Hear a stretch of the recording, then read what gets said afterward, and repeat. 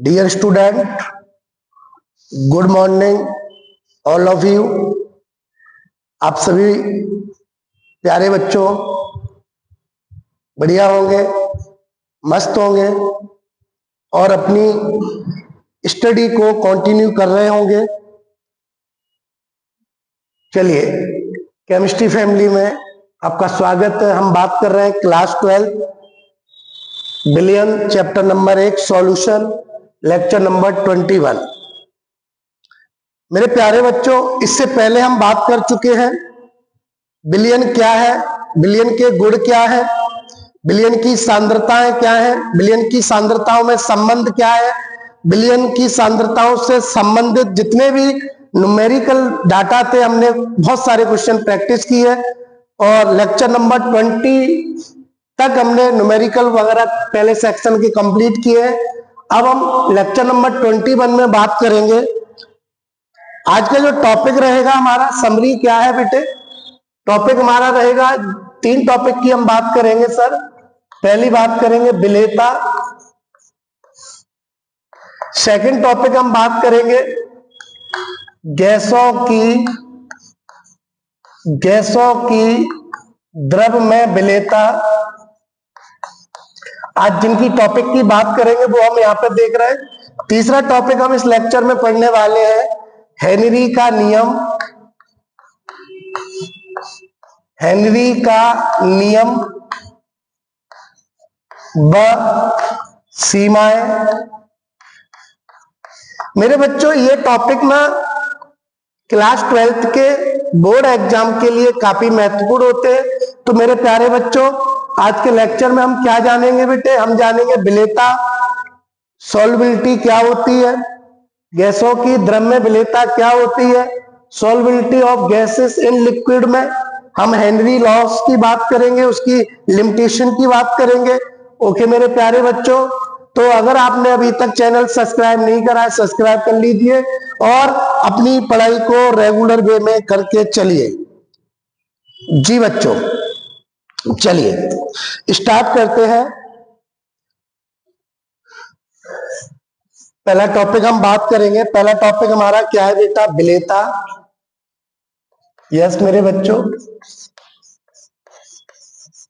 विलेयता या घुलनशीलता, घुलनशीलता, इसे सॉल्युबिलिटी कहते हैं। ओके सर, हम बात करेंगे सॉल्युबिलिटी क्या है, विलेयता क्या है। बेटा, इस चीज को हम डेली अपने जीवन में प्रयोग करते हैं। जैसे मान लीजिए हम दूध पीना प्रारंभ करते हैं। दूध में छोटे छोटे बच्चों की माँ क्या करती है? दूध को बच्चे को पिलाने के लिए दूध में थोड़ा सा शक्कर मिला देती है। शक्कर मिलाने पर दूध मीठा हो जाता है, बच्चे पी लेते हैं। जो हमने दूध के अंदर या जल के अंदर शुगर को मिलाया है, शुगर की जितनी मात्रा उसके अंदर मिल चुकी है एक निश्चित क्वांटिटी में, तो उस शुगर की घुली हुई अधिकतम मात्रा को हम उस पदार्थ की विलेयता या घुलनशीलता कहते हैं। अगर हम इसको समझना चाहें तो ऐसे समझ सकते हैं। एक बार फोकस करिए मेरे बच्चों। हमने क्या किया, एक 100 ग्राम विलायक ले लिया। कितने ग्राम विलायक बेटा? 100 ग्राम विलायक। 100 ग्राम विलायक लिया है और बेटे एक बात का ध्यान रखना है, ये निश्चित ताप पर लिया है। निश्चित ताप का मतलब है ना तो ताप हम बढ़ाएंगे ना ताप हम घटाएंगे, टी कांस्टेंट होगा। निश्चित ताप पर 100 ग्राम विलायक लिया है। इस 100 ग्राम विलायक के अंदर मेरे बच्चे आपने एक पदार्थ को जितना घोला है, पदार्थ कोई भी हो सकता है, पदार्थ माने नमक हो सकता है, पदार्थ जो भी विलेय पदार्थ है हम लिख सकते हैं विलेय पदार्थ। क्या लिख सकते हैं बेटा?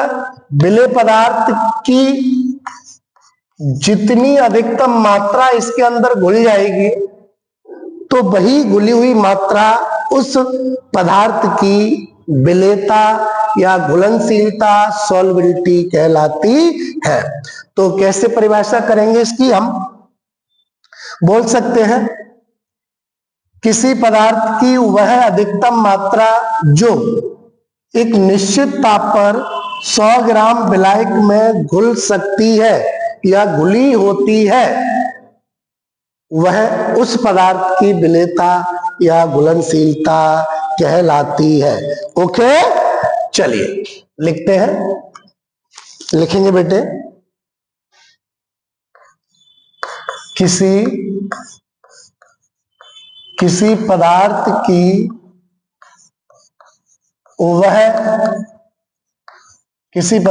वह अधिकतम मात्रा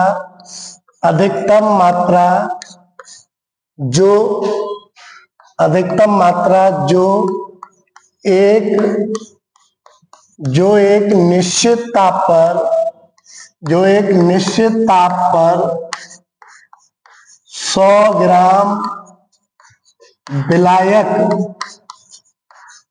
ग्राम विलायक में घुली हो। किसी पदार्थ की वह अधिकतम मात्रा जो एक निश्चित ताप पर 100 ग्राम विलायक में घुली हो उस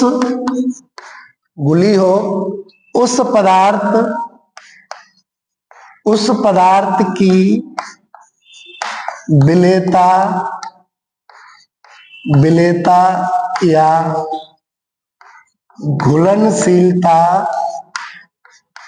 विलेयता या घुलनशीलता कहलाती है।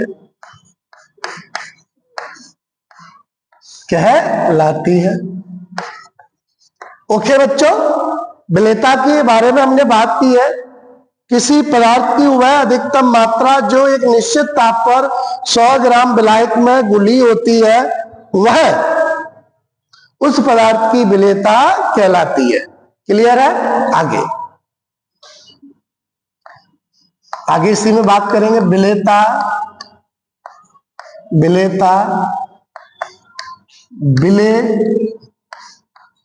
तथा विलायक की प्रकृति कैसी, नेचर है इनकी। विलेय तथा विलायक की प्रकृति व ताप व दाब पर निर्भर करती है।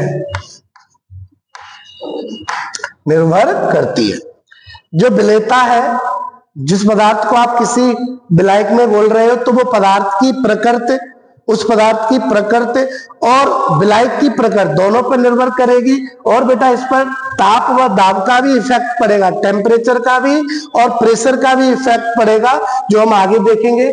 सामान्यतः एक एग्जाम्पल की बात करते हैं। हमने 3 बीकर लिए हैं। तीनों बीकर में हमने विलायक के रूप में जल ले लिया है। जल, तीनों में आपका वाटर भरा हुआ है, जल है तीनों बीकर में, फ्लास्क में जल है। अब जल भरा हुआ है तो बेटे हमने क्या किया, जल सबको पता है, जल कौन सी फॉर्म होती है पदार्थ की? द्रव होता है, द्रव अवस्था होती है, द्रव फॉर्म होती है, द्रव। अब हमने क्या किया, पहले बीकर में हमने बेटे नमक को डाला, नमक। दूसरे बीकर में हमने किसको डाल दिया बेटा? शराब को। तीसरे बीकर में हमने बेटा किसको डाला? NH3 गैस को, NH3 को। ऑक्सीजन या वायु को मिलाया, वायु O2।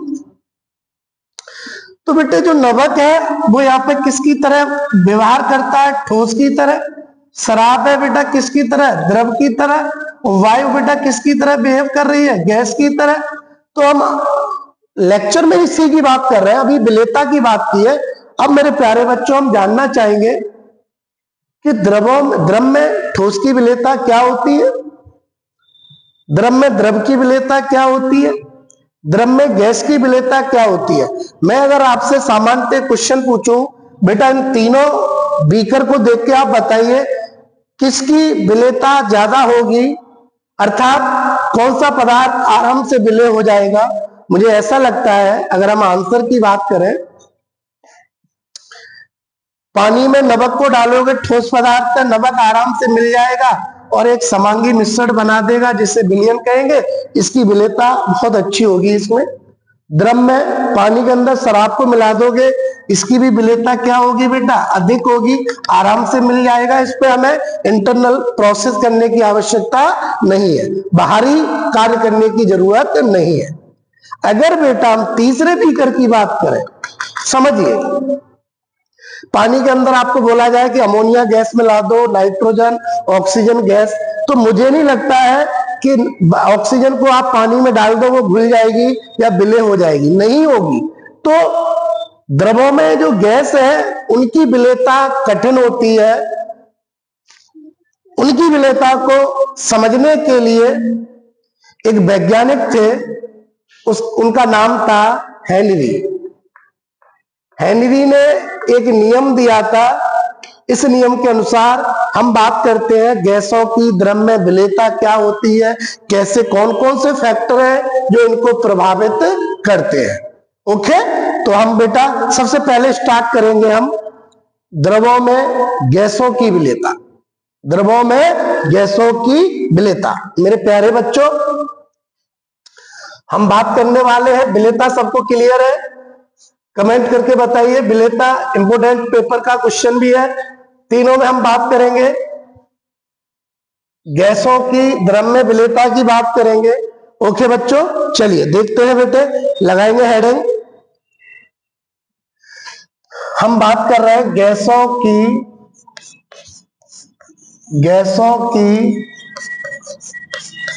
द्रव में विलेयता।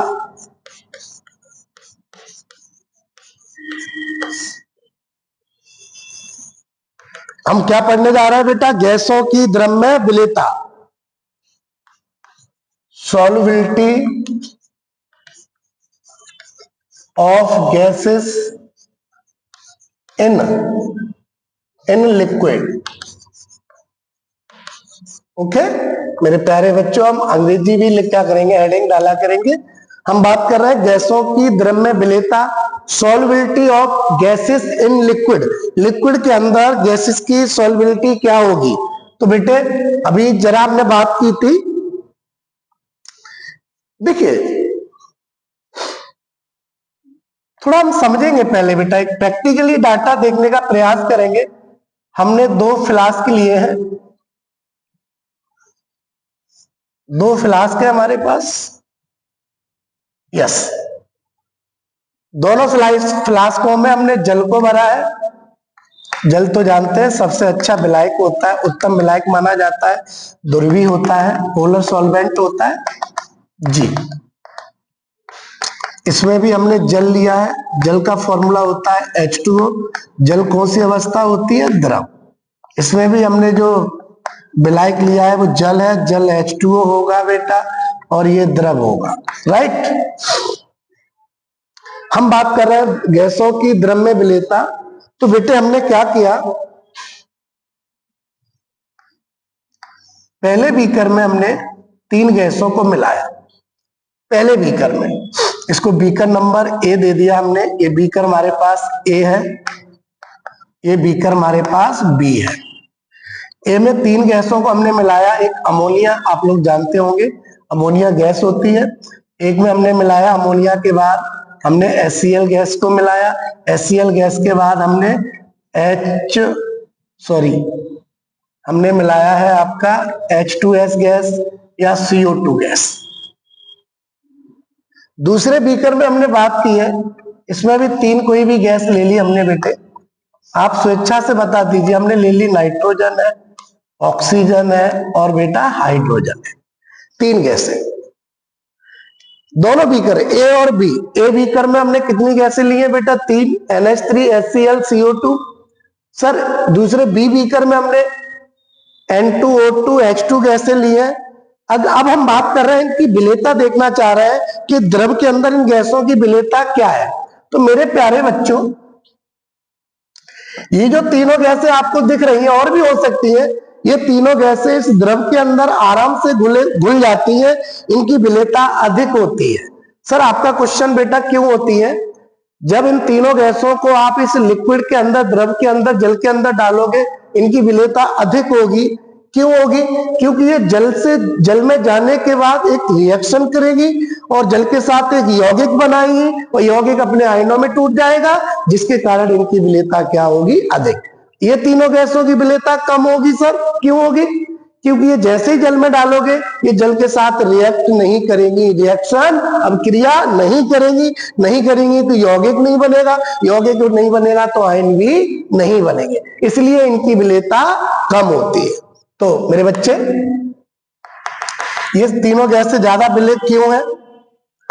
हमने देखा NH3 गैस थी, लिक्विड में डाला, इसको आपस में रिएक्ट किया, अमोनियम हाइड्रोक्साइड बना दिया NH4OH, ये तुरंत आयनों में टूट गया, क्या बन गया? NH4 प्लस और OH माइनस। ये गैस थी और गैस किस में टूट गया बेटा? एक्वस आयनों में टूट चुके हैं, तो अब गैस रही नहीं, वो यौगिक बन गया, यौगिक के बाद आयनों में बन गया, इसलिए अब इसकी विलेयता क्या हो गई? ज्यादा। सेकंड गैस है हमारे पास HCl है, स्ट्रॉन्ग है, एसिड की तरह बिहेव करेगा, जल में डालेंगे तुरंत आयनों में टूट जाएगा, आपको पता है स्ट्रॉन्ग है तो H प्लस और Cl माइनस, ये एक्वस फॉर्म में रहेंगे। तीसरा हमारे पास CO2 है, जल में डालोगे तुरंत किसमें टूट, क्या बना लेगी? यौगिक H2CO3, ये अपने आयनों में तोड़ देगा, कैसे? 2H plus plus CO3 minus 2। बेटा गैस थी, जब गई थी तब गैस थी, जब देखा तो आयन में बदल गई, इसलिए अब गैस नहीं रही। जब गैस नहीं रही तो बेटा क्या हो गया? अब वो निकलने वाली नहीं है, पूरे विलयन में आयन घूमेंगे, तो इसलिए इसकी विलेयता क्या हो गई? ज्यादा हो गई।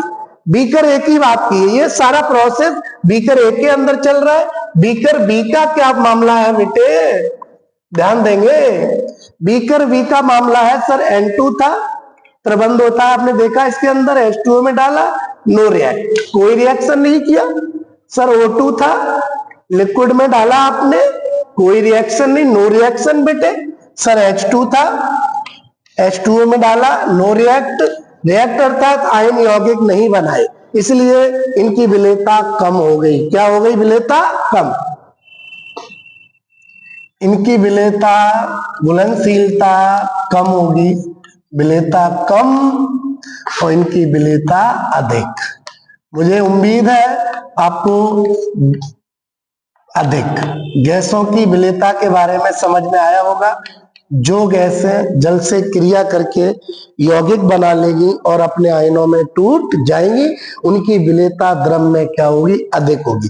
जो गैसें द्रव से क्रिया करके यौगिक नहीं बनाएंगी, आयनों में नहीं टूटेगी, उनकी विलेयता क्या होगी? कम होगी। क्लियर है? चलिए ये सभी बच्चे देख लीजिए। अब हम बात करेंगे गैसों में द्रव की विलेयता की परिभाषा। चलिए, सबने बना लिया होगा? ओके, समझ में आ गया सबका? यस। कमेंट करके बताइए सबको समझ में आया है? बेटा कमेंट अवश्य किया करो सारे बच्चे, सबको क्लियर है ना? ओके, चलते हैं। विलेयता क्या बात कर रहे हैं? टॉपिक बताओ हमारा क्या है बेटे? हाँ, हम बात करेंगे एक निश्चित ताप पर भिन्न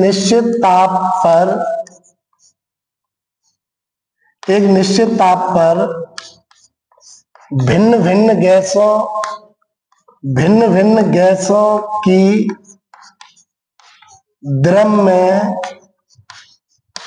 में विलेयता,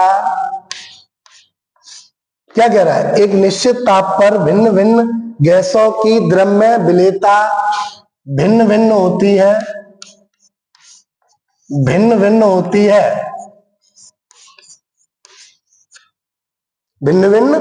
है, जो गैसों के, जल्दी बोलो बेटा, जो गैसों के अवशोषण, जो गैसों के अवशोषण गुणांक अल्फा पर निर्भर करती है। क्या कह रहा है बेटा? अवशोषण गुणांक अल्फा पर निर्भर करती है। जैसे कुछ उदाहरण के लिए देखते हैं, जैसे अभी हमने बात की थी, जैसे NH3 HCl CO2 आदि CO2 आदि गैसों की द्रव्य विलेयता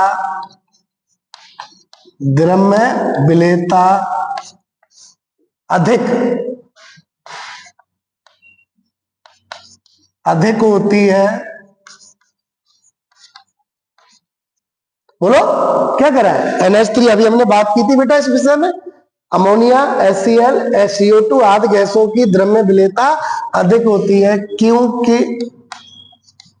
क्योंकि इनका अवशोषण गुणांक अल्फा अधिक होता है तथा या जबकि कौन कौन सी थी बेटा दूसरे बीकर में? बताओ बी में N2O2 H2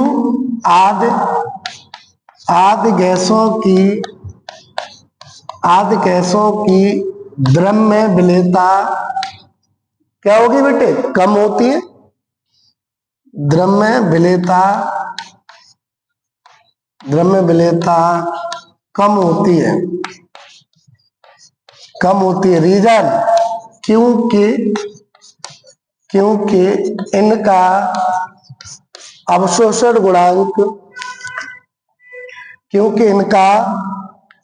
अवशोषण गुणांक अल्फा कम होता है।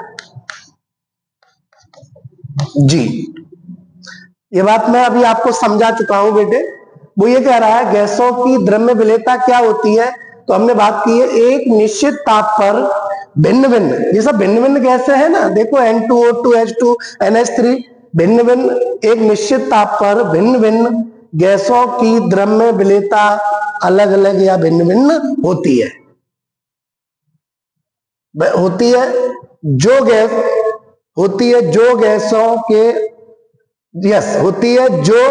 गैसों के अवशोषण गुणांक अल्फा पर निर्भर करती है।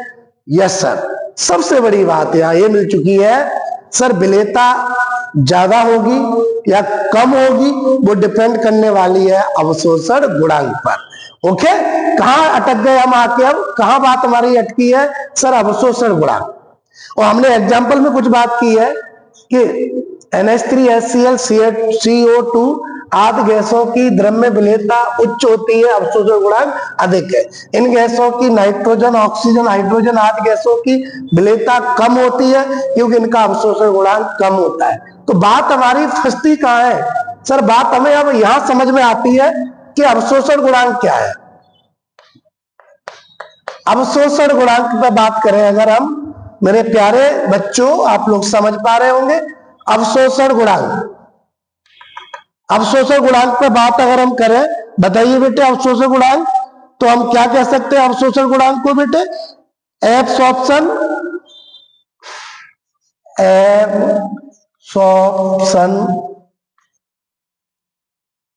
कोफिशिएंट,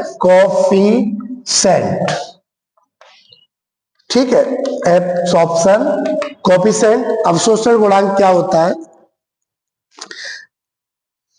विलेयता, गैसों की जो द्रव्य विलेयता है वो बेटा किस पर निर्भर कर रही है? अवशोषण गुणांक। अवशोषण गुणांक क्या होता है? अवशोषण गुणांक ये कहता है एनटीपी पर किसी विलायक के निश्चित आयतन में घुले गैस के आयतन को ही अवशोषण गुणांक कहते हैं। तो हम लिख सकते हैं एनटीपी को क्या बोलते हैं? सामान्य ताप व दाब कोष्टक में लिख देंगे NTP, normal temperature and pressure, सामान्य ताप व दाब पर किसी विलायक के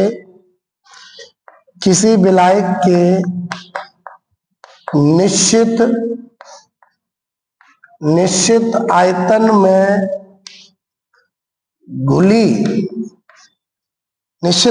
में घुली गैस, क्या कह रहा है, एनटीपी पर किसी विलायक के निश्चित आयतन में घुली गैस के निश्चित आयतन को उस गैस का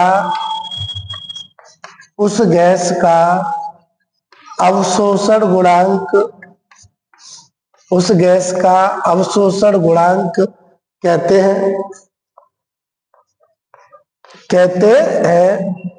इसे अल्फा से प्रदर्शित करते हैं।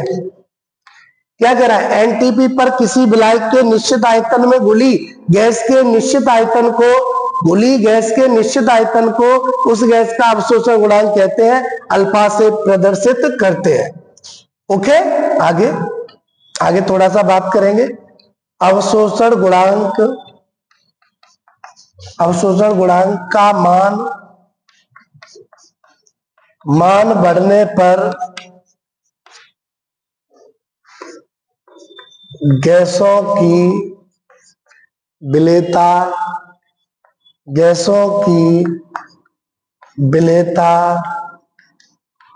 बढ़ती जाती है। तो हम बात कर सकते हैं विलेयता समानुपाती किसके हो जाएगा, प्रोपोर्शनल टू अवशोषण गुणांक अल्फा, राइट। हम ये बात जान सकते हैं गैस की जो विलेयता होगी वो किस पे डिपेंड करेगी, अवशोषण गुणांक। चलिए कुछ गैसों के लिए अवशोषण गुणांक की बात करते हैं।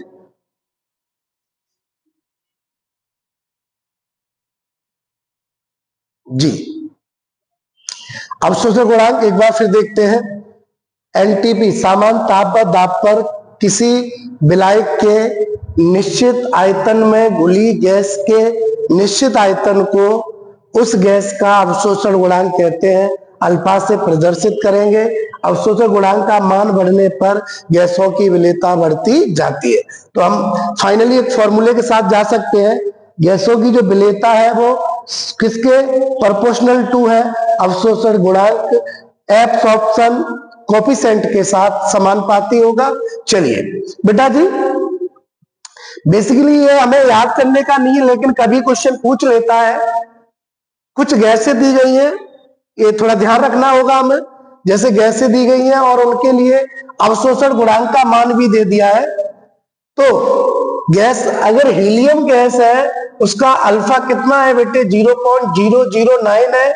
नाइट्रोजन का 0.015 है, हाइड्रोजन का 0.017 है, ऑक्सीजन का 0.028 है, CO2 का 0.88 है, H2S का 2.62 है, HCl का 4.42 है, NH3 का 7.10।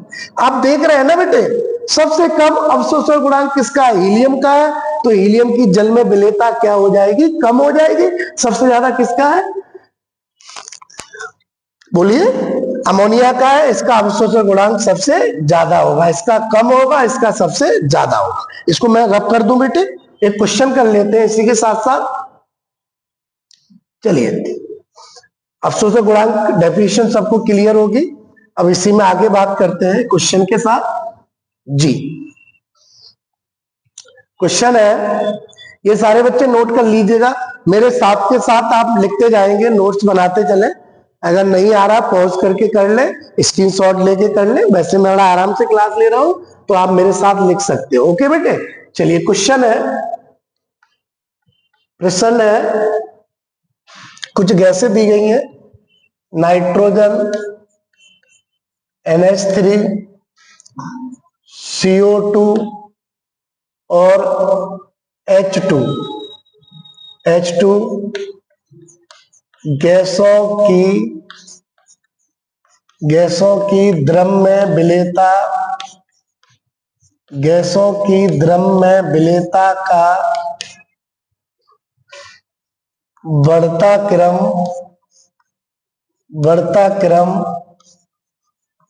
व्यवस्थित कीजिए। ये क्वेश्चन दे दिया है। ओके जी, हल कैसे करेंगे, सॉल्यूशन की बात करेंगे। बेटा जनरली कॉन्सेप्ट क्या है, 4 गैसें दी है, nitrogen, ammonia, carbon dioxide, H2 गैसों की द्रव्य विलेयता का बढ़ता क्रम व्यवस्थित कीजिए। तो बेटे हमने जो बात की है वो अवशोषण गुणांक से बात की है, तो हम एक तरफ सॉल्यूशन में बात करेंगे, गैस लिखेंगे, ये हमें पता होना चाहिए। और दूसरा गैस के लिए हम क्या बात कर रहे हैं बेटे, अवशोषण गुणांक, एब्जॉर्प्शन कोएफिशिएंट गुणांक, संकेत इसका अल्फा होता है मेरे प्याचो जी। चारों गैसों के लिए हम देखते हैं कौन कौन सी गैसें है बेटे। पहला हमें नाइट्रोजन दिया है, नाइट्रोजन, अमोनिया दिया गया है NH3, CO2 दिया गया है और H2। बताओ नाइट्रोजन के लिए कितना है बेटे, नाइट्रोजन का होता है 0.015 होता है, नाइट्रोजन का 15, अमोनिया का 7.10 होता है बेटे, CO2 का बताइए बेटे 0.88 होता है, हाइड्रोजन का बोलो बेटे, याद होना चाहिए आपको वैसे 0.017। ओके देख लेते हैं बेटे हम। हाँ जी, N2 का हमारे पास 0.015 है, N2 के बाद NH3 का 7.10, CO2 का 0.88 और H2 का कितना है बेटे 0.017। चारों के अवशोषण गुणांक हमें पता है। अगर हमें अवशोषण गुणांक पता है तो गैसों की द्रव्य विलेयता भी ज्ञात कर सकते हैं। तो मेरे बच्चे हम बात करेंगे विलेयता जो होती है, फॉर्मूला भी पढ़ा था, सॉल्युबिलिटी जो होगी वो अवशोषण गुणांक के समानुपाती होती है। अवशोषण गुणांक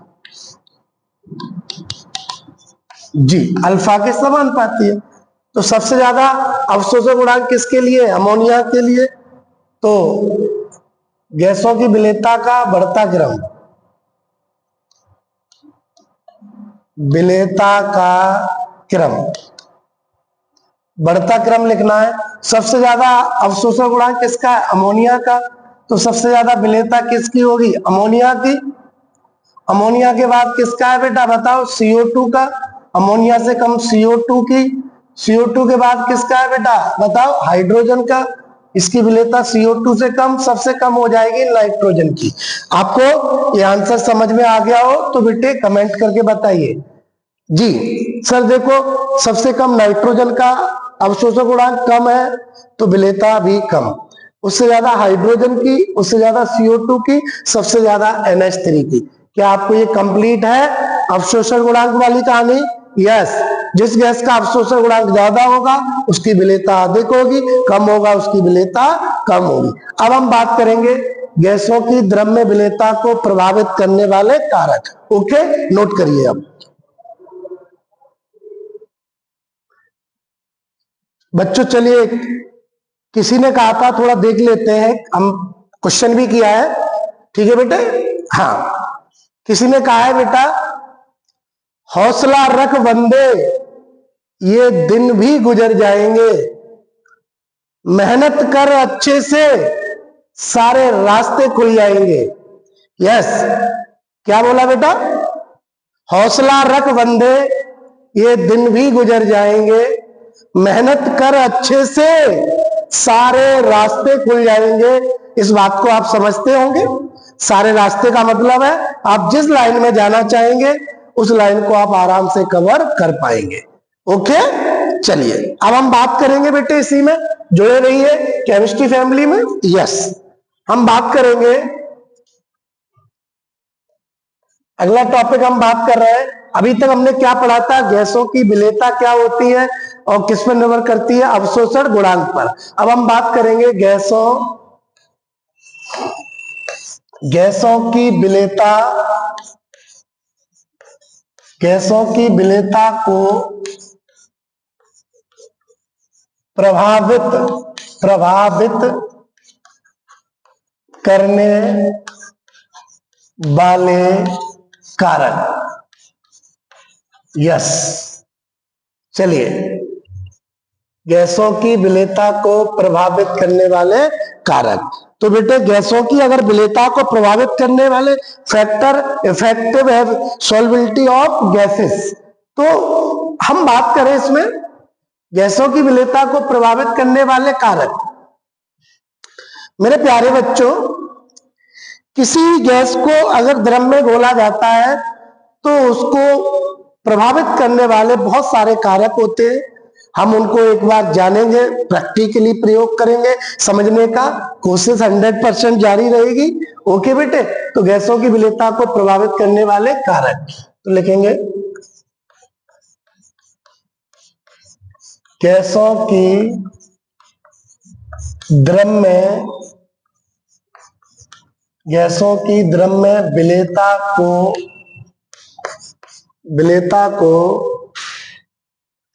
प्रभावित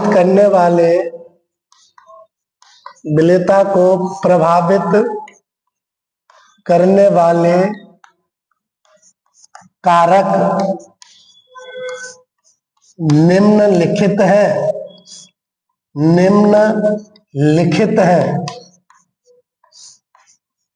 ओके, हमने बात की है गैसों की द्रव में विलेयता को प्रभावित करने वाले कारक निम्नलिखित है। तो एक बार देख लेते हैं सर कौन कौन से हैं। पहला हम बात करेंगे गैस की प्रकृति। गैस की प्रकृति पे बात कर रहे हैं मेरे बच्चे। सेकंड हम बात करेंगे विलायक की प्रकृति। जिसमें घोला जा रहा है। तीसरा हम बात करेंगे दाब का प्रभाव, इफेक्ट ऑफ प्रेशर। फोर्थ हम बात करेंगे टेम्परेचर का भी देखेंगे कुछ प्रभाव, ताप का प्रभाव, ये भी प्रभावित कर लेता है विलेयता को बेटे। पांचवा हम बात करेंगे विलायक में अन्य पदार्थ की उपस्थिति। क्या है बेटा? किसी भी गैस को अगर आप द्रव में घोलेंगे तो उसकी विलेयता को प्रभावित करने वाले 5 कारक हो सकते हैं। पहला कारक मेरे बच्चे गैस की प्रकृति हो जाएगा। दूसरा जो विलायक है, द्रव है, उसकी प्रकृति हो जाएगी। दाब का प्रभाव क्या पड़ेगा, टेम्परेचर का प्रभाव क्या रहेगा, और विलायक में कोई दूसरा पदार्थ मौजूद हो तो उसकी विलेयता पर क्या प्रभाव पड़ेगा। ओके, जानिए मेरे साथ। चलिए पहला हम बात करेंगे। फर्स्ट पहला बताओ क्या है बेटा? गैस की प्रकृति।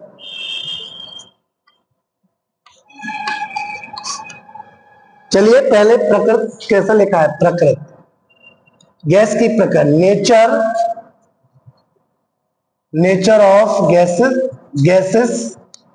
गैस की प्रकृति पर क्या निर्भर करेगा? थोड़ी देर पहले हमने बात की है, ऐसी गैस है जो जल से अभिक्रिया करके यौगिक बनाती है और आयनों में टूट जाती है, उनकी द्रव में विलेयता कम होती है, और जो अभिक्रिया नहीं करती है उनकी द्रव में विलेयता कम होती है। तो हम बात करेंगे गैस की प्रकृति पर। वे गैसें जो द्रव कौन है बेटा? जल से अभिक्रिया करके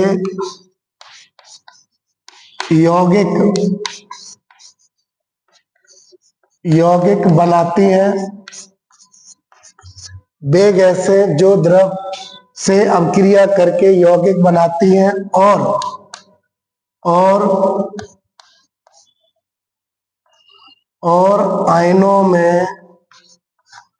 आयनों में टूट जाती हैं। और आयनों में टूट जाती हैं, उनकी द्रव्य विलेयता उनकी द्रव्य विलेयता अधिक होती है। क्या होती है बोलो? अधिक होती है। ये बात पढ़ चुके हैं थोड़ी देर पहले। जो गैसें वे गैसें जो द्रव विलायक जल से अभिक्रिया कर यौगिक बनाती है और आयनों में टूट जाती है, उनकी द्रव्य विलेयता अधिक होती है। तथा जो गैसें द्रव से अभिक्रिया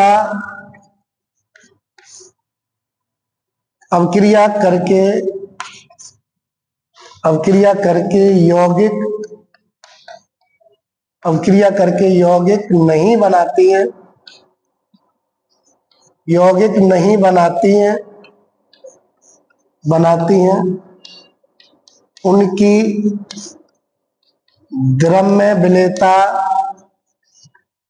उनकी द्रव्य विलेयता कम होती है। ये बात मैं पहले समझा चुका था, एक बार फिर से समझ लेते हैं। मेरे देश के प्यारे बच्चों, हमने बात की थी, 2 बीकर लिए थे।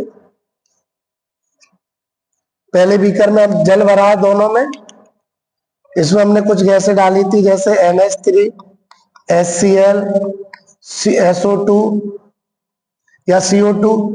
इसमें हमने कुछ गैसें डाली हैं जैसे N2, O2, H2 और हीलियम, है ना। चलो हटाओ इसको, ये 3 गैसें ठीक है इसमें डाली है। तो इनकी विलेयता ज्यादा हुआ करती थी, इनकी विलेयता कम हुआ करती थी। उसका कारण हमने दिया था, तो ठीक है एग्जाम्पल में लिखेंगे जैसे NH3, HCl, CO2, SO2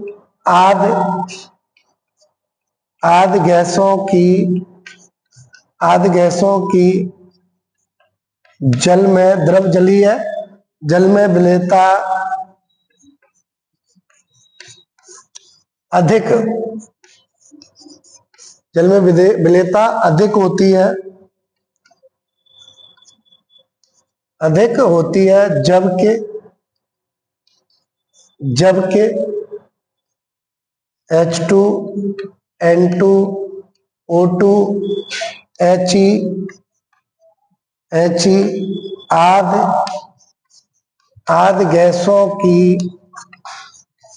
आदि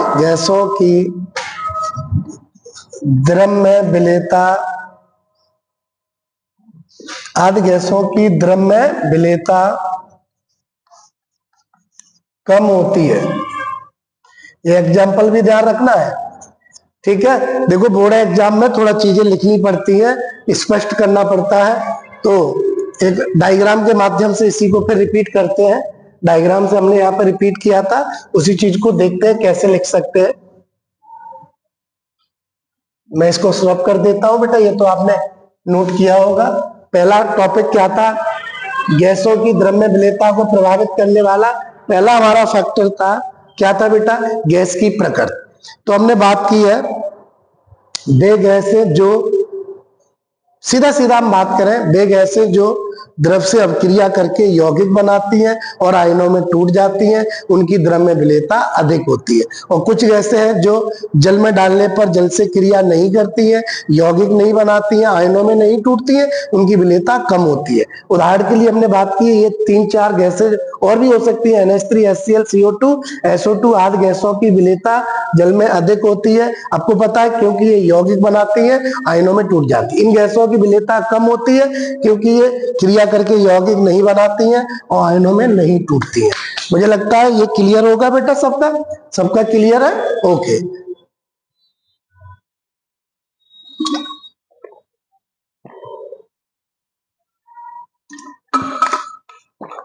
चलिए इसी क्रम में हम आगे बात करेंगे मेरे देश के प्यारे बच्चों। सर ये ज्यादा होने का कारण हमने वैसे लिखा दिया था, एक बार फिर देख लेते हैं। NH3 था, हमने किस में डाला था बेटा? जल में डाला था। तो क्या बनाया था इसने, एक यौगिक बनाया था NH4Cl, इसे अमोनियम हाइड्रोक्साइड बोलते हैं। ये यौगिक तुरंत किस में टूट गया था, आपके धन आयन और ऋण आयन में टूट गया था। ठीक है बेटा, ऐसे ये सारे कंपाउंड बना लेते हैं। दूसरा हम बात करें, अगर क्या हमारे पास HCl को हमने पानी में डाला था, प्रबल स्ट्रॉन्ग एसिड होने के कारण ये भी टूटा था, H+Cl-। तीसरा हम बात करें CO2 है, CO2 को आपने पानी में डाला है H2O के साथ, द्रव में घोला है, तो क्या बनेगा, एक कार्बोलिक एसिड बन जाएगा। ये टूटेगा बेटे, ये आयनों में टूट जाएगा। कैसे, 2H प्लस CO3 -2। एक और हमने ले लिया SO2 गैस है, पानी में डाला, H2O क्या बन जाएगा, यहां से मुझे लगता है एसिड बनेगा, H2SO3 सल्फ्यूरिल अम्ल बन जाएगा। ये कैसे टूटेगा, 2H प्लस क्या बनेगा, SO3 -2। हाँ या ना। तो ये सारी चीजें, ये गैसें क्यों मिले हैं, ये आप नोट कर लीजिए इसके नीचे, जब भी रिवीजन करेंगे क्लियर हो जाएगा। जो गैस, ठीक है, जो गैस हमने लिखाया था ना, जो गैस जल में घुलकर जल से क्रिया करके यौगिक बनाती है और आयनों में टूट जाती है। कुछ है जैसे, अब आगे वाली जैसे है H2 प्लस पानी में डालो, नो रिएक्शन, कोई रिएक्ट नहीं करेगी सर। N2 को पानी में डाला, नो रिएक्शन बेटे, और O2 को पानी में डाला, कोई रिएक्शन नहीं, नथिंग। ये यौगिक बना के आयनों में नहीं टूटती है, इसलिए इनकी विलेयता क्या होती है, कम होती है। चलिए, सभी ने नोट किया। इसी क्रम में आगे बढ़ते हैं मेरे देश के प्यारे बच्चों। अभी हमने बात की थी नेचर ऑफ गैसेस, अब हम बात करेंगे नेचर ऑफ सॉल्वेंट। सेकंड, दूसरा प्रभाव, जी जुड़े रहिए सारे बच्चे। दूसरा है, दूसरा विलेयता किस पर निर्भर कर रही है, विलायक की प्रकृति, विलायक की प्रकृति पर। हम बात करेंगे नेचर ऑफ सॉल्वेंट। सॉल्वेंट की कहानी तो आपने पढ़ी है। सॉल्वेंट कौन होता है, जिसकी मात्रा विलयन के अंदर ज्यादा होती है और उसमें घुलने का गुण पाया जाता है, उसे हम सॉल्वेंट कहते हैं।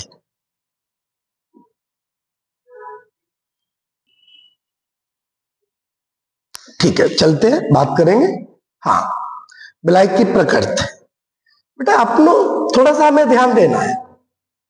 आपने पढ़ा जैसे का तैसा, एक कहावत है, जैसे का तैसा। अगर किसी ने एक लाफा आपके लगाया है तो आप भी एक उसके लाफा लगा देंगे रिटर्न करके, तो आप जैसे कह सकते हैं जैसे का तैसा, है ना बेटा। देखिए, हम थोड़ा एक प्रयोग के माध्यम से इस बात को अगर क्लियर करें। 12th के जो बच्चे होते हैं ना बेटा, एक तरीके से छोटे प्यारे बच्चे होते हैं, 10th 9th 11th 12th।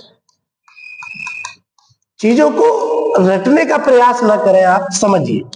देखिए बेटा, साइंस है ना, वो एक रटने का प्रकरण नहीं है, समझने का प्रकरण है।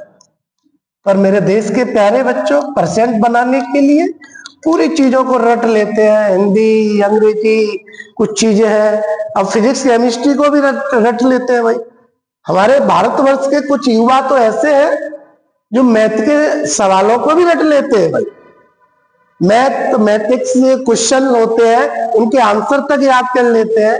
बेटा, इनसे क्या होगा, इनसे ये हो सकता है आपका बोर्ड एग्जाम में परसेंट अच्छा बन जाए, बाकी आप किसी भी कंपटीशन एग्जाम में जाते हैं तो आपको बड़ा समस्या का सामना करना पड़ता है। फिर आपको अपनी परसेंट, जितनी हाई परसेंट होती है, उसको लेके एक लज्जा आती है, वेड फील होता है, यार मेरा 98 99 सब्जेक्ट में नंबर है और मेरे सब्जेक्ट में कंपटीशन में मैं उसका स्कोर नहीं कर पा रहा हूं, है ना बेटा। आप लोग जानते हैं ये चीजें ना। तो ज्यादा से ज्यादा चीजों को समझने का प्रयास करें, पढ़े, भरपूर मात्रा में टॉपिक पढ़े, डीप से डीप जाए, फिर बोर्ड किस तरीके से क्वेश्चन पूछ रहा है उसका उस तरीके से आंसर दे। ये नहीं उसने केवल ये पूछा है विलेयता क्या है, तो आप विलेयता लिख दीजिए। गैसों की द्रव्य विलेयता क्या है वो आप बताइए। फिर ये कह रहा है विलेयता किससे कहते हैं, गैसों की द्रव्य विलेयता को समझाइए, इनको प्रभावित करने वाले कारक बताइए। तो ये पूरा क्वेश्चन आपको नोट डाउन करना पड़ेगा। है ना मेरे बच्चों जी। आ जाइए, सभी आ जाइए, कमेंट करिए कैसा लग रहा है जी। एक मिथ और है कुछ बच्चों के दिमाग में कि केमिस्ट्री को रट लिया जाए। नहीं मेरे बच्चे, नहीं, केमिस्ट्री बड़ा प्यारा सब्जेक्ट है। सच में अगर आप सच्चाई से पढ़ोगे बड़ा आनंद आएगा। हमारी body, physical body, internal parts सब केमिस्ट्री से जुड़े हुए, ऑर्गन जितने भी हैं उससे कोरिलेट करके अगर हम पढ़ते हैं तो बड़ा आनंद आने वाला है।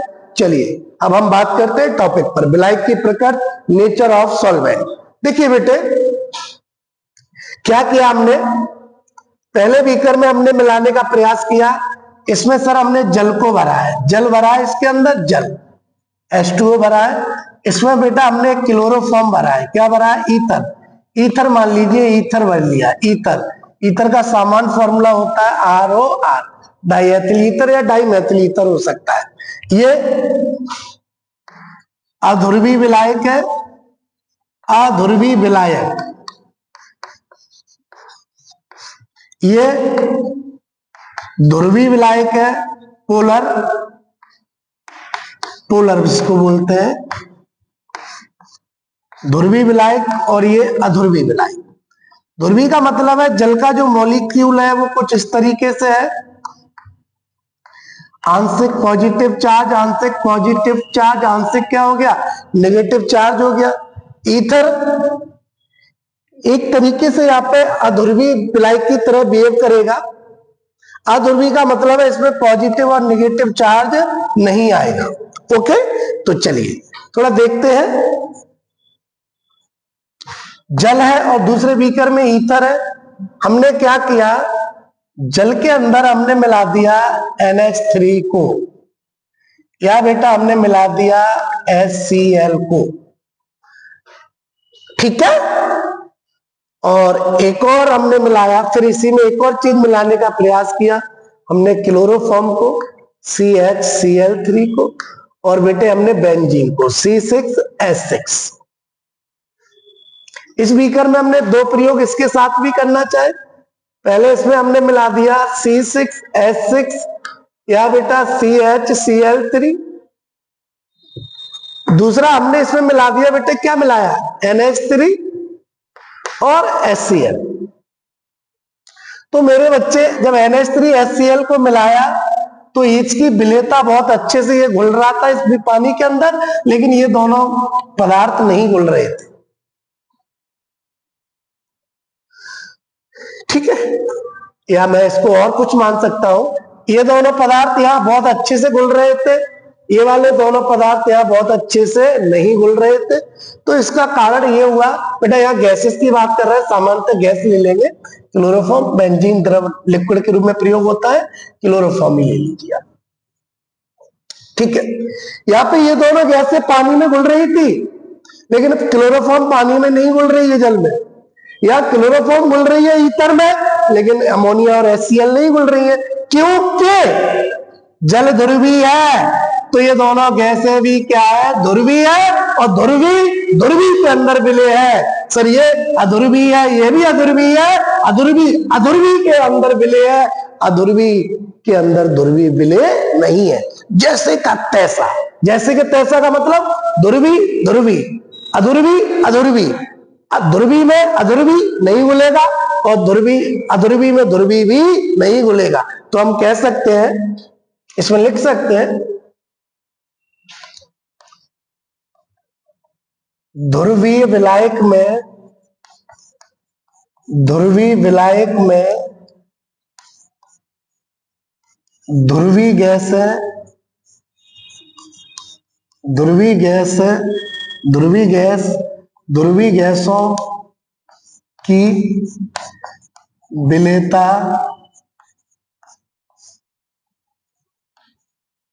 अधिक होती है, अधिक होती है,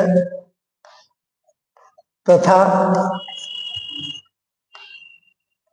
तथा अध्रुवी विलायक में, बोलो क्या लिखेंगे, तथा तथा अध्रुवी विलायक में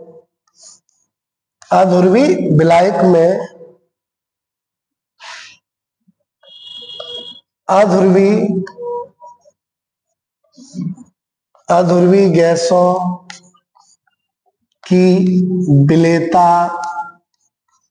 विलेयता अधिक होती है, विलेयता अधिक होती है। ठीक है जी, क्लियर? सभी नोट डाउन करिए। ओके,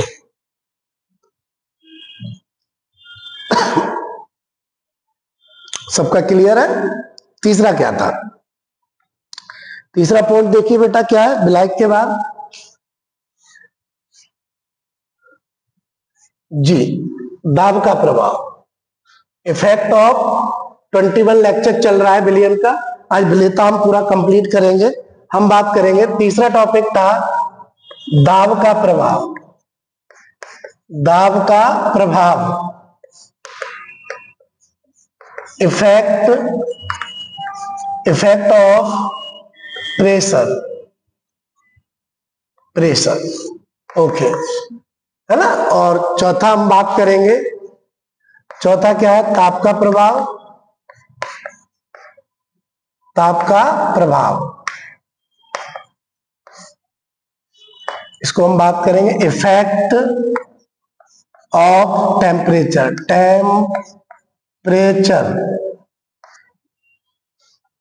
टेम्परेचर की बात करेंगे जी। दाब का प्रभाव, देखो बेटे, एक बीकर में द्रव था, टेम्परेचर यहां कांस्टेंट है, स्थिर ताप पर हम बात कर रहे हैं, स्थिर ताप पर इसमें हमें गैस को घोलना था। ऊपर से हम क्या करेंगे, पिस्टन के द्वारा इस पे हम दाब लगाएंगे। क्या लगाएंगे? दाब। इस गैस के ऊपर अगर हम दाब लगाएंगे, दाब क्या लगा रहे हैं बेटे? दाब। तो आप खुद बताइए, ये गैस है, नीचे द्रव भरा हुआ है, ये क्या है बेटा? आपके पास द्रव है, और ये क्या है आपकी बेटे? गैस है, ये द्रव है। ऊपर से पिस्टन के द्वारा दाब लगाएंगे, तो बताओ गैस के अणु किसके अंदर चले जाएंगे? द्रव के अंदर चले जाएंगे, तो उनकी विलेयता क्या होगी? बढ़ जाएगी।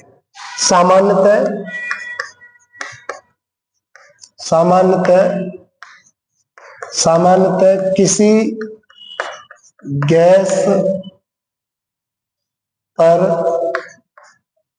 गैस पर दाब P आरोपित करने पर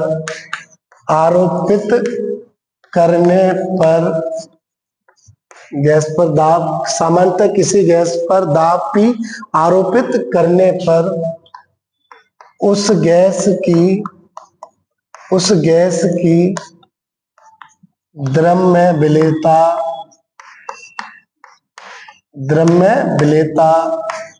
बढ़ जाती है। तो प्रेशर का इफेक्ट क्या है? प्रेशर, जैसे किसी गैस के ऊपर प्रेशर हम इफेक्ट करेंगे, तो उससे सॉल्युबिलिटी क्या होगी? बढ़ जाएगी। तो हम बात कर सकते हैं, गैस का जो दाब होगा वो विलेयता के क्या हो जाएगा? समानुपाती। उम्मीद करता हूं ये बात आपको समझ में आई हो। अब इफेक्ट ऑफ टेम्परेचर,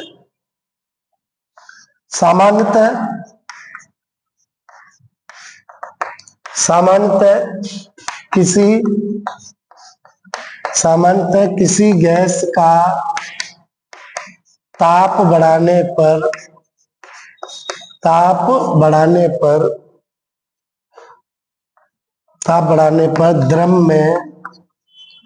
द्रव में उसकी विलेयता, बताओ क्या होगी? विलेयता घट जाती है। रीजन, सर रीजन ये है क्योंकि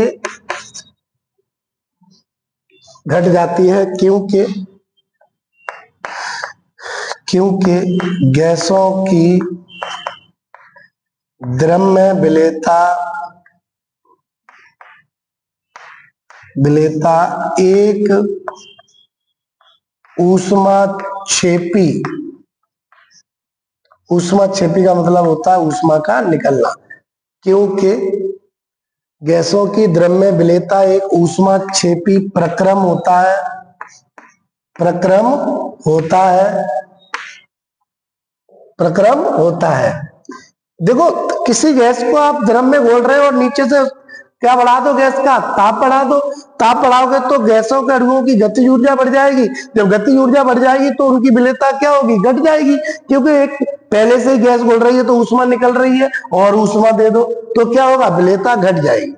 तो टेम्परेचर जो होगा वो विलेयता के क्या होगा, व्युत्क्रमानुपाती। क्या होगा बेटा, व्युत्क्रमानुपाती। ये चीज यहां से एक चीज हम नोट डाउन कर सकते हैं। और सामान्यतः एक बात बता रहा हूं, है ना, जैसे दो गैसें हैं, एम आई पॉइंट बना लीजिए, एम आई पॉइंट में लिख देंगे आप कि दो गैसें हाइड्रोजन व हीलियम की द्रव्य विलेयता ताप बढ़ाने पर बढ़ती है क्योंकि यह एक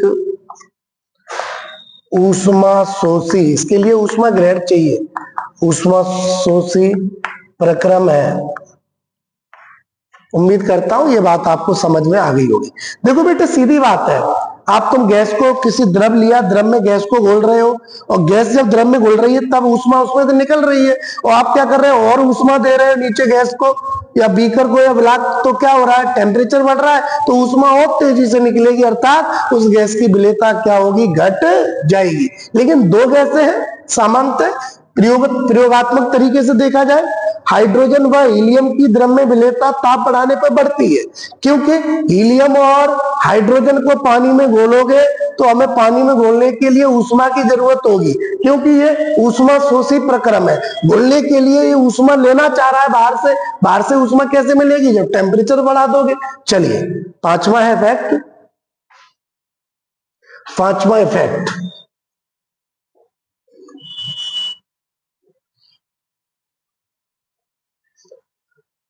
और भारतवर्ष के प्यारे छात्रों, पढ़ाई आपकी निरंतर चल रही है। मैं इस चीज को बार बार रिपीट करता हूं कि कोई भी टॉपिक है उसको समझने का प्रयास करें। अगर आपका कोई क्रॉस क्वेश्चन है कमेंट करिए और उसका रिप्लाई दिया जाएगा, ठीक है।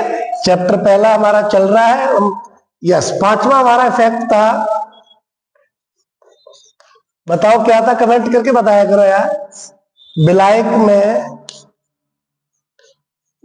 में अन्य पदार्थ की उपस्थिति। सर ये क्या बात हुई, विलायक में अन्य पदार्थ की उपस्थिति, ओहो। चलिए आज आपको कोल्ड ड्रिंक पिलवाते हैं। कितने बच्चे कोल्ड ड्रिंक पीने के लिए तैयार है, कमेंट करिए, मैं वेट कर रहा हूं, कमेंट करिए कितने बच्चे कोल्ड ड्रिंक चलो पिलाते हैं यार। बच्चे कहे सर कभी कोल्ड ड्रिंक नहीं पिलवाई है, वैसे कल लड्डू तो बटे ही बेटे आपके ऑफलाइन, अब ऑनलाइन बच्चों को हम लड्डू कैसे खिलवाएंगे, जब आपके 100 में से 100, 99, 98, 97, 96 और 95 नंबर, जितने बच्चों के 90 प्लस नंबर आएंगे बोर्ड एग्जाम में, ऑनलाइन हमसे पढ़ेंगे। तो हम एक सेमिनार कराते हैं, उस सेमिनार में आप सभी बच्चे आएंगे, सादर आमंत्रित है, आपको वहां पे लड्डू खिलवाए जाएंगे, ओके। तो ऑनलाइन वाले बच्चे परेशान ना हो। चलिए पेप्सी ब्रांड पीते हैं ज्यादातर बच्चे या थम्स अप, चलिए आइए जी। आपने कोल्ड ड्रिंक लिया, उसको ऊपर तक सील करके भर दिया, तो कुछ युवा, कुछ छात्र, कुछ देश के नौजवान, बुजुर्ग, भाई बहन, जितने भी बेटा बेटी क्या करते हैं, कभी कोल्ड ड्रिंक जब ठंडी होती है यार तो उसमें कोल्ड ड्रिंक के अंदर थोड़ा नमक को मिला देते हैं, नमक को, पिसा हुआ नमक आपने NaCl जैसे ही डालते तो भाई क्या होता है, अंदर से बुलबुलों के साथ झाग निकलने लगता है। आपको पता है बोतल के अंदर क्या दो चीजें हैं, जल है और सॉरी द्रव है, CO2 है, विलयन है। तो इसमें CO2 गैस घुली हुई है। अब आपने जैसे ही नमक डाला भाई, नमक डाला, नमक एक अन्य पदार्थ की तरह काम कर रहा है क्योंकि CO2 और द्रव पेप्सी में घुला हुआ है गैस।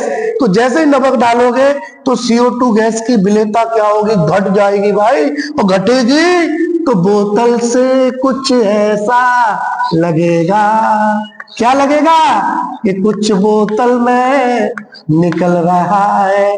जो निकल रहा है वो होता है कार्बन डाइऑक्साइड।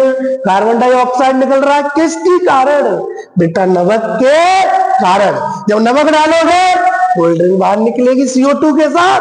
तो नमक की उपस्थिति में CO2 गैस की विलेयता क्या हो गई, घट गई। इसलिए कह सकते हैं विलायक में कोई भी अन्य पदार्थ मिला दोगे तो उसकी विलेयता घट जाएगी।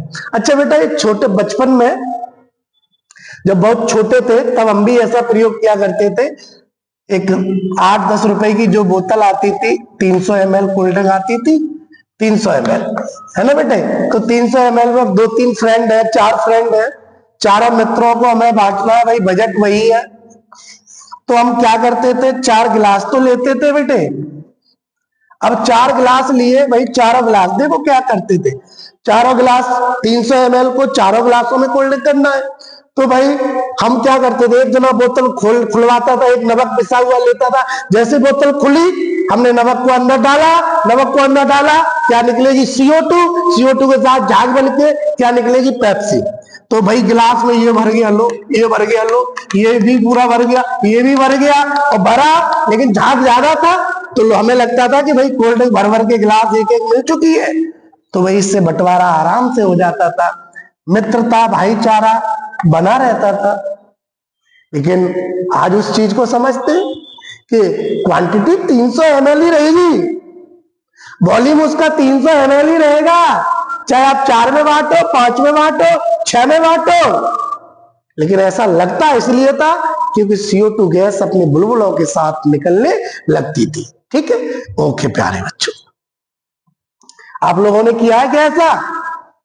कितने बच्चों ने कोल्ड ड्रिंक में नमक डाल के या और अन्य पदार्थ डाल के उसकी मात्रा को बढ़ाकर बंटवारा किया है? तो कमेंट करके बताइए। ओके, कमेंट करके बताइए। चलिए लिखते हैं, इसका क्या आंसर हो सकता है, विलायक में अन्य पदार्थ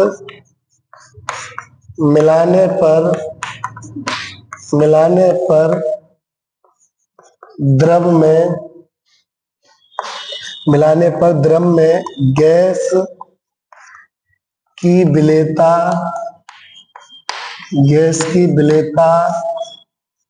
घट जाती है। क्या होती, घट जाती है। एक एग्जाम्पल प्यारा सा लिख दीजिए, कोल्ड ड्रिंक्स में नमक मिलाने पर वो बोल तो दो पाजी, नाराज हो। नमक मिलाने पर, कोल्ड ड्रिंक में नमक मिलाने पर CO2 गैस तेजी से झाग के साथ निकलने लगती है।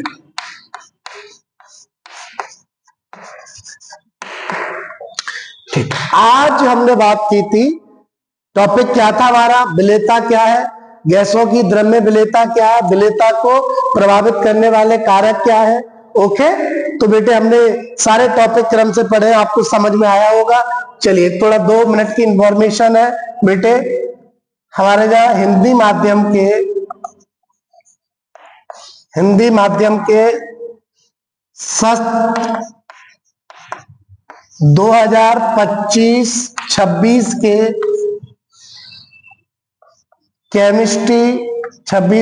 केमिस्ट्री व फिजिक्स के न्यू बैच प्रारंभ हो चुके हैं और प्रारंभ हो चुके हैं जिसमें ऑफलाइन व ऑनलाइन क्लासों की व्यवस्थाएं हैं, क्लासेस है। अभी जो बच्चे ऑनलाइन स्टडी कर रहे हैं, जितने भी बच्चे ऑनलाइन अगर अभी पढ़ाई कर रहे हैं, तो वो बच्चे एक विश्वास, एक आस और एक ईमानदारी के साथ अपनी पढ़ाई करते रहिए। केमिस्ट्री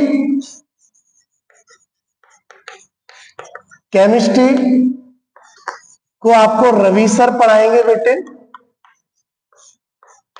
15 ईयर एक्सपीरियंस है सर को। और हिंदी मीडियम के बैचेस लगाएंगे सर, हिंदी माध्यम। इसमें क्लास 9, 10th, 11th, 12th की सारी क्लासें रेगुलर होंगी। लाइव क्लास भी मिलेगी आपको, डाउट सेशन भी होंगे, पीडीएफ भी आपको मिलेगी, और अर्थात आप साथ के साथ नोट्स बनाते जाइए। इसके लिए आपको ये चीज रेगुलर मिले, बाकी समय समय पर आपको इंफॉर्मेशन दी जाएगी। केमिस्ट्री पढ़ने के लिए आप केमिस्ट्री फैमिली को YouTube पर जाकर सब्सक्राइब करेंगे, शेयर करेंगे, लाइक करेंगे और अपने भाई बहनों को आस पड़ोस में अवगत कराएंगे। इसमें हम सत्र सेशन 2025 और 26 का कंप्लीट कोर्स आपको फ्री में दिया जाएगा। फ्री, कोई भी पेमेंट नहीं होगा, 100% आपको दिया जाएगा, जिसमें आप 199 आधे अंक लाने की क्षमता रखेंगे। पूरा सिलेबस D2 मिलेगा, चैप्टर बाय चैप्टर कराए जाएंगे। पूरा सिलेबस 10 चैप्टर आपके कवर होने के बाद उन चैप्टरों से संबंधित न्यूमेरिकल इंपोर्टेंट क्वेश्चन कराए जाएंगे। ये सारा आपको हमारे केमिस्ट्री फैमिली यूट्यूब चैनल पे मिलेगा। दूसरा हम बात करते हैं फिजिक्स, हमारे जब पढ़ाएंगे बेटे NS सर पढ़ाएंगे। रवि सर मेरा ही नाम है, NS सर पढ़ाएंगे। NS सर को 8 ईयर का एक्सपीरियंस है sir. NIT, AIEEE, IIT JAM बहुत सारे एग्जाम क्वालिफाई किए हैं, NIT से पढ़े हुए हैं। ठीक है बेटे। फिजिक्स सर पढ़ाएंगे। सर का फंडामेंटल फिजिक्स बहुत अच्छा स्ट्रॉन्ग फिजिक्स है। सर का दोनों लैंग्वेज में आपको क्लास मिलेगा, हिंदी एंड अंग्रेजी माध्यम की क्लासें लेंगे सर। सर भी क्लास 9, 10th, 11th, 12th की फिजिक्स पढ़ाएंगे। ठीक है। और सर का जो चैनल होगा वो आपको सारे बच्चे देखेंगे। सर का चैनल जो है, अगर आप सर्च करते हैं @कैरियर ऑफ, कोई गैप नहीं देना है आपको, कैरियर ऑफ फिजिक्स आपको, ये सर का यूट्यूब चैनल है। इसको सब्सक्राइब करेंगे, लाइक करेंगे, शेयर करेंगे, तो आपको यहां से फिजिक्स मिलेगी। ये सर के पास भी सत्र 2025-26 की कंप्लीट क्लासें 9 से लेकर 12 तक होंगी, फ्री में होंगी। अगर सर के पास जो बच्चे ऑफलाइन आ रहे हैं, ऑफलाइन सेंटर पे आके आप क्लास ले सकते हैं। ऑनलाइन है वो ऑनलाइन ले सकते हैं। ऑफलाइन में AC क्लासरूम, डिजिटल बोर्ड, सारी सुविधाएं हैं, ऑनलाइन भी। ठीक है जी, ओके। हिंदी आपको पढ़ाएंगे कौशल सर आपको हिंदी पढ़ाएंगे। ठीक है बेटे। और धीरे धीरे आपको इंफॉर्मेशन दी जाएगी कि कौशल सर पढ़ाएंगे। आगे जो भी क्लास अपडेट होंगी इंग्लिश की और मैथ की वो आपको अपडेट दे दी जाएगी। बेटा शिक्षा बहुत बड़ा यंत्र है जिसके सहायता से हम किसी भी इच्छा को प्राप्त कर सकते हैं, कोई भी लक्ष्य है उसको प्राप्त कर सकते हैं। शिक्षा से बड़ा दुनिया में कोई भी यंत्र नहीं है। ठीक है बच्चों, तो आज हमने थोड़ा इंफॉर्मेशन दी है, क्योंकि कुछ बच्चे कमेंट कर रहे थे सर पूरा सिलेबस होगा, पूरी क्लासेस चलेगी। बेटा विद इन कंप्लीट सिलेबस रहेगा और सिलेबस का टाइम पीरियड भी रखेंगे, जल्दी से जल्दी खत्म हो सके। और जिससे 1 शॉर्ट वीडियो भी लेके आएंगे, चैप्टर के फॉर्मूले, बहुविकल्पी, अंक के क्वेश्चन। ओके बेटे, जुड़े रहिए। चैनल केमिस्ट्री फैमिली को सब्सक्राइब करिए और @कैरियर ऑफ फिजिक्स को भी सब्सक्राइब करिए और घर बैठे आराम से पढ़ते रहिए। Best of luck.